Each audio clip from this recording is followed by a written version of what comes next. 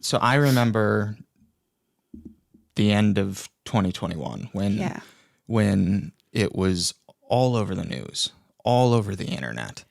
I've never seen anything quite like it, like the response to it, even when she was still just missing. Like, Yeah. and I truly think it is just because people, I think it's the same thing. I think people that didn't know her saw her and immediately saw that same thing that you see and think of that you know so well. Is just like the warmth and just like the brightness and positivity that just like exudes off of her. I think, I don't know, I have wondered, for the last 3 years why so many people became so, involved and just like caring about this case so much. And I think it is because of that and, and because of Gabby. But I mean, at the time it was happening, did you know? I mean, obviously you did, but how long did it take for you to realize like how big of a story this was becoming as it was unfolding? It's so hard to describe because it was really, really surreal. She went missing. When I finally reported her missing on 9/11 of all days in 2021, finally able to report her missing because she was an adult. It was difficult to do. Okay. The first thing I did was I went home, and now that I had this missing persons report, I was able to make a Facebook post. I blasted it out to everybody I knew. And for some reason, 24 hours later, it was shared all over the country already. I was getting calls by the FBI the next day. Wow. And this was literally just from sharing it on Facebook. I had the news calling me. I think we did our first press release like 2 or 3 days after I reported her missing. And I just remember being terrified and in shock, all these cameras in my face. And I just was like, I need to find my daughter. At that moment, I had hope, but I also had a mom feeling that something was really wrong because he was home with the van, and why would he be home with the van and just leave her? I know she wouldn't want to be alone. So it was just terrifying. But the FBI, the media, they told me they had never seen anything like this either. Yeah. And it was just probably 2 to 3 days in, I realized it was worldwide. Yeah. And I always say it was Gabby.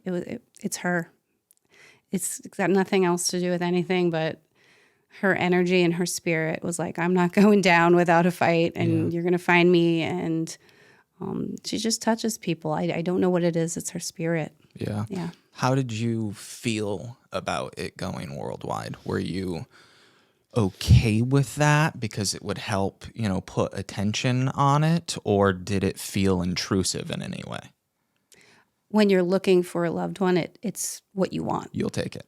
I feel horrible because there's families out there that get almost no local attention. Yeah. So the fact that it went worldwide, we were like, good, more eyes on it. You know, that's what you want. I would have went to the end of the earth to find her. Yeah. So at the time, yes. Once we found her, then things got a little bit overwhelming because we were still in the media consistently for months after that. Yeah. Yeah. You touched on it, but I was curious if there was a period of time that you had hope and held hope that she was just missing, or if from the beginning you had like mother's intuition and knew. I want to say that I forced myself to have hope, but the second that detective told me that Brian was home with the van, I knew in my gut that she was gone. That was it for you. Yeah, I went into shock. It's hard to describe what that feels like, but yeah, I knew. Yeah. When did the detective tell you that, like, how long after you had posted that she was missing did you learn that he was home? So it was early afternoon on 9/11 that I reported her missing. Mm-hmm. The detective, I guess, called down to Northport, Florida, had them go look at the house, and they seen that the van was there. They never spoke to Brian, but they spoke to the parents. And then she came to my door and told me that that's what was going on. And God, it was like a gut punch. It was a gut punch because I knew that clearly he did something to her. Yeah. And really scary. There wasn't a chance, like in the back of your mind, you don't think he would have just left her, like they got in a fight or whatever, and he left her, and that's why he's home with the van? Did that, or you were like, no? I tried to come up with thoughts. Maybe she found a group of people that were like hippies and she went off with them and left him. Yeah. Or maybe he left, they got into an argument and he just left her somewhere and she just doesn't have her phone. I mean, I came up with so many scenarios, but I'm like, by now she would have called me. It was almost 2 weeks that she was off the grid. Yeah. So, I mean, other than me getting a text, which now I know was from Brian, thinking it was her, she would have gotten in touch, or at least she was trying to be a vlogger. I mean, she would have been on social media at some point. So, that was hard because we all talked and we were like, maybe this, maybe that. But I just knew in my gut. I knew. Yeah. You touched on this a little bit, and I'm just curious. You said it's a lot harder to file a missing person when they're an adult. Can you explain what that process is like and how it differs from a child?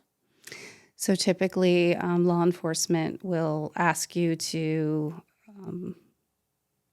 Let me rewind that because with Gabby, she was in a different state. Okay. I was in a different state. She was living in Florida. I was in New York. She was traveling, so that made it extra difficult. Typically, it's hard as it is with an adult because they're an adult and they can leave if they want to. That's according to police. But I called all the park rangers out west. I called the police department in Northport where she was living. Nobody wanted to take that report. And I said, what do I need to do here? I begged when I went into the New York precinct, and then they finally took it for me. And I was like, thank God, because I don't know how much longer. The weather was getting really bad in Wyoming, to be honest. If we had waited any longer, we might not have found her. So the timing worked out perfectly. Wow. And then from there, after you posted on Facebook, how long until she was found? It was 9 days. Okay. She was found on September 19th. And that was other than the 11th being one worst day of my life, that was really the worst day of my life. I knew I was going to get that call. But my husband made that call to me, and all of us were on the phone together, and it was, I can't even think about it because it'll take me back, and I don't want to go there. Yeah. But it was really rough to get that phone call.